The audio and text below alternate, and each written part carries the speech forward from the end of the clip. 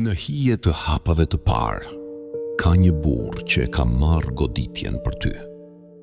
Jo ai që të dha jetën, por ai që eci rrugën i pari. Shokët të duan, por thellë matin hapin me të tëndin. Kurse ky burr, ai gjunjëzohet në heshtje, me të vetmen lutje, që ti të ngjitesh më lart se ai vet. Kur ishi të rinj, të shtyu, të sfidoj, të vuri përballë dhimbjes pa mëshirë. Nuk ishte urrejtje, ishte farkëtim.